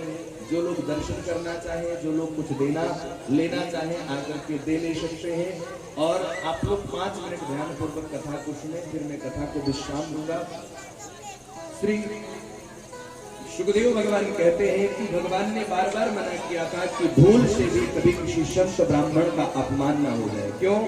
क्योंकि संत ब्राह्मण भगवान के हृदय में निवास करते हैं। भगवान, अगर संतों का अपमान हुआ तो संत का नहीं, अपितु भगवान का अपमान हुआ। और संत और ब्राह्मण के श्राप से बचने का प्रयास करना चाहिए। और बार बार पुत्रों के समझाने के बाद भी पुत्रों को पुत्र नहीं माने। देखो, भगवान संपत्ति दे दे, धन दे दे, दौलत दे दे, शक्ति दे दे, और उसके बाद अगर थोड़ी सी भी अविवेकता हो जाए, बुद्धिहीनता हो जाए, तो बहुत बड़ा अनिष्ट का कारण बन जाता है, कारक बन जाता है। ऐसे में भगवान के जो पुत्र हैं, एक बार प्रभाषण क्षेत्र में सप्त ऋषि आए कि विश्वामित्रोषिता कर्णो दुर्वासा भृगुरंगिरा कश्यपो वामदेवपुत्रे वसिष्ठो नारदादय। ये महात्मा आए और इन पुत्रों ने सोचा कि असली महात्मा है कि नकली वाले हैं, चलो परीक्षा लेकर के देखते हैं। जो परीक्षा लेने के लिए शाम को स्त्री बना दिया और पेट में कपड़ा वगैरह बांध करके लेकर के गए और हाथ जोड़ करके महात्माओं के सामने कहा, महाराज ये बताइए, इस स्त्री को पुत्र होगा कि पुत्री होगी? ये गर्भवती है। महात्माओं को समझने में बहुत देर नहीं लगी। महात्माओं में दुर्वासा ऋषि थे। दुर्वासा ऋषि ने कहा, मूर्खो, तुम महात्माओं की परीक्षा लेने आए हो। इसके गर्भ से न पुत्र होगा न पुत्री होगी, लोहे का मूसल पैदा होगा जो तुम्हारे पूरे कुल खानदान को नाश कर देगा, नष्ट कर देगा। ऐसा श्राप दिया। बेचारे भगवान के पुत्र भागे भागे वहां से आए और जैसे ही वस्त्र खुला उसमें से लोहे का मुसल प्रकट हुआ। लोहे के मुसल को देख करके घबरा के ले जाकर के उग्रसेन को दिया। उग्रसेन महाराज ने लोहे के मुसल का घर्षण करवा करके समुद्र में फेंकवा दिया। एक टुकड़ा बचा रह गया, उसको भी समुद्र में फेंक दिया। श्री सुखदेव भगवान कहते हैं कि यही मुसल का जो टुकड़ा है, इसको एक मछली ने निगल लिया। मछली को किसी मछुआरे ने पकड़ा, वो टुकड़ा लोहे का निकला, उसको अपने तीर के आगे वाली नोक पर फिट कर लिया।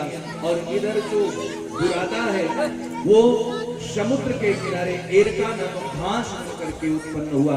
और प्रवासी क्षेत्र में गर्मियों के महीने में जब भगवान के परिवार के लोग पर्यटन के लिए गए थे, उस समय आपस में ही कुछ बात हुई, कुछ ऐसा झगड़ा हुआ, गुटबाजी हो गई, अस्त्र शस्त्र उठ गए, तलवारें खिंच गई और भयंकर युद्ध होने लगा। आपस में लोग लड़ने लगे और लड़ करके मरने लगे।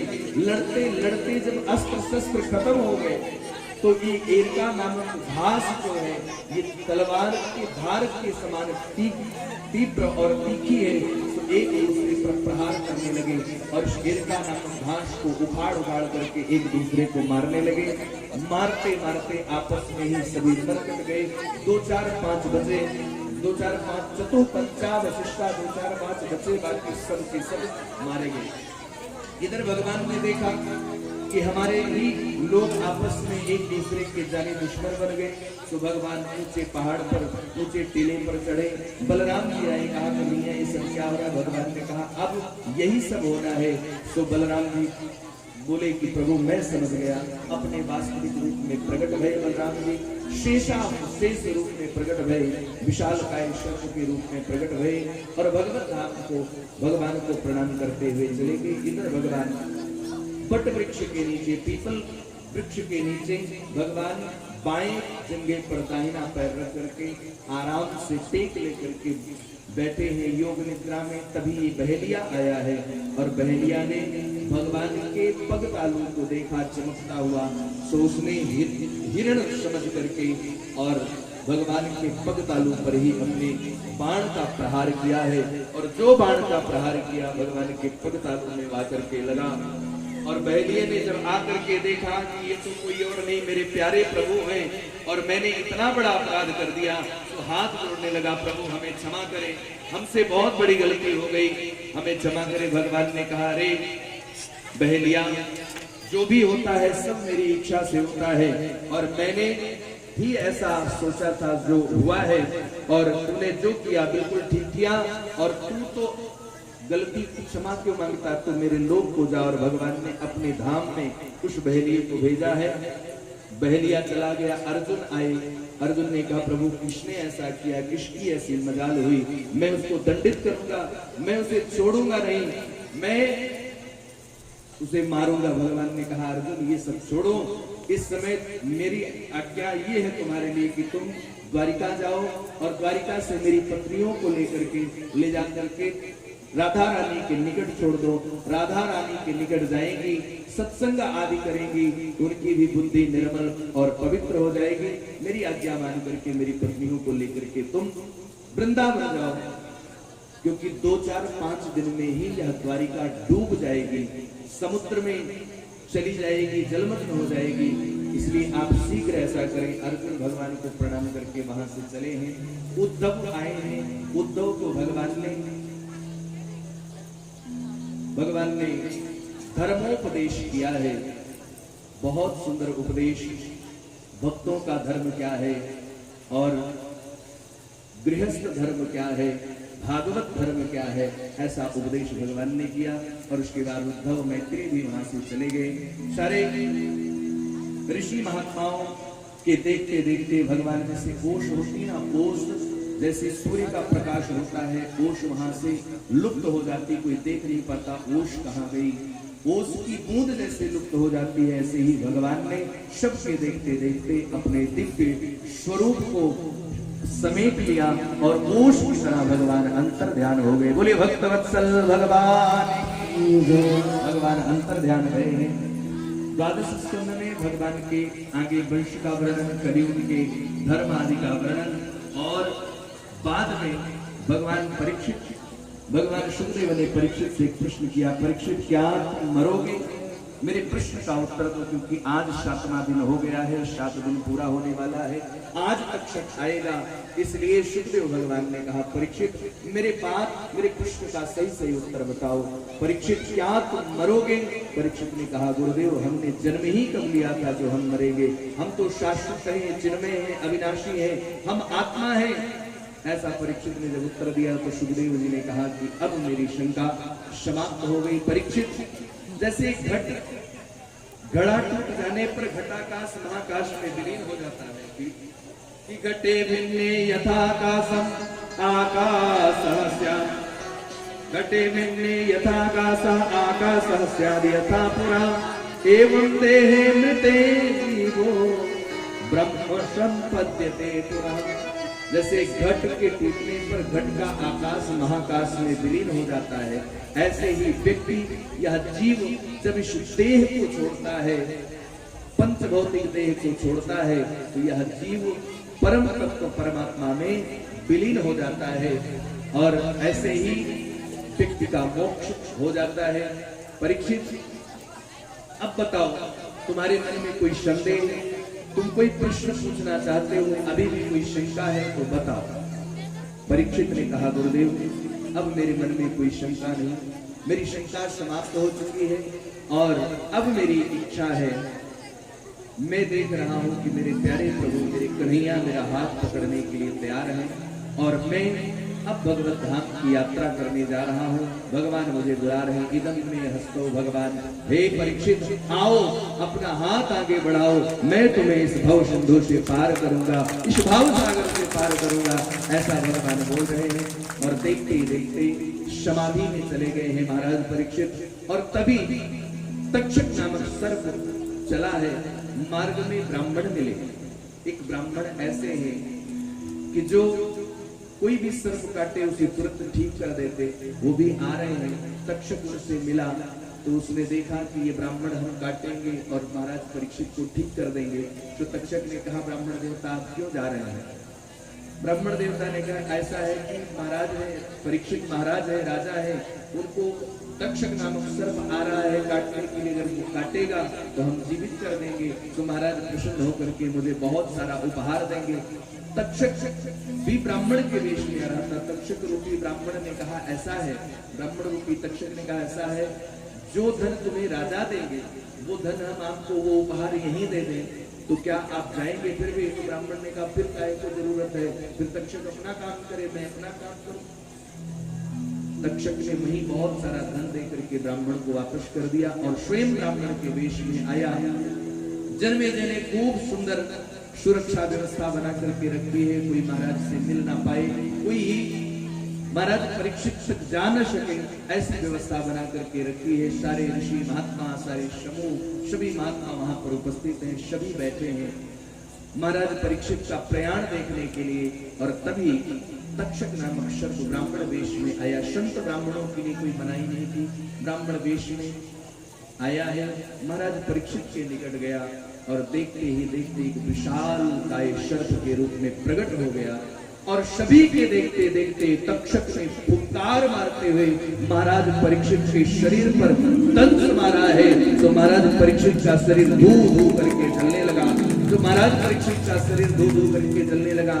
सूत जी कहते हैं, हे शौनकादि ऋषियों, घबराने की जरूरत नहीं, चिंता करने की जरूरत नहीं। तक्षक के काटने से पहले पहले ही महाराज परीक्षित भगवत धाम को प्राप्त कर चुके थे। ये जो जला, ये पंच भौतिक देह था, महाराज परीक्षित का मोक्ष तो पहले ही हो चुका था। बोले भक्त वत्सल भगवान जी। श्री सुखदेव भगवान कहते हैं, इस प्रकार से जैसे पुराणों में, जैसे नदियों में गंगा श्रेष्ठ है, ऐसे ही पुराणों में श्रीमद् भागवत महापुराण श्रेष्ठ है। इस दिव्य महापुराण में 18,000 श्लोक है, 12 स्कंद है। स्कंद बोले तो कंधा बोलते हैं, स्कंद माने कंधा, 12 स्कंद है, 12 शाखाएं हैं, 18,000 श्लोक दिव्य परीक्षित और सुखदेव जी का संवाद है। और इस कथा को जो सुनता है, जो गाता है, उसे भगवान की अहेतु की कृपा प्राप्त होती है। जैसे वैष्णवों में भगवान शिव श्रेष्ठ है, वैसे ही पुराणों में श्रीमद् भागवत महापुराण श्रेष्ठ है। सभी पुराणों में श्रीमद् भागवत महापुराण श्रेष्ठ है, इसमें तनिक भी संदेह नहीं है। कैसे? निमग्नानां यथा गंगा देवानां उच्यते यथा वैष्णवानां यथा संतो पुराणानां निधनतता। और क्षेत्राणां चैव सर्वेषां यथा काशी हिंतमा तथा पुराणव्रतानां श्रीमद्भागवतम। तो जैसे तीर्थों में बनारस की धरती श्रेष्ठ है, वैसे ही पुराणों में श्रीमद्भागवत महापुराण श्रेष्ठ है। श्रीमद्भागवतम पुराण तिलकम यद वैष्णवानां धनम, ये वैष्णव का परम धन है। ऐसी व्याख्या आचार्य श्री सूत जी ने शौनकादि ऋषियों को की और कहा कि इस प्रकार से समस्त भागवत संपूर्ण होती है। देखो, भगवान की जो कथा है वो अनंत है, उसका वो कभी पूरी नहीं होती। कि हरि अनंत हरि कथा अनंता, कहीं सुनहि बहुविधि सब संता। भगवान की कथा अनंत है, वो कभी पूरी नहीं होती, पूर्ण नहीं होती। कथा का तो विश्राम होता है। और आज 7वें दिन की कथा को हम लोग यहीं पर विश्राम देंगे। आइए अंतिम श्लोक का पाठ हम सभी लोग करेंगे।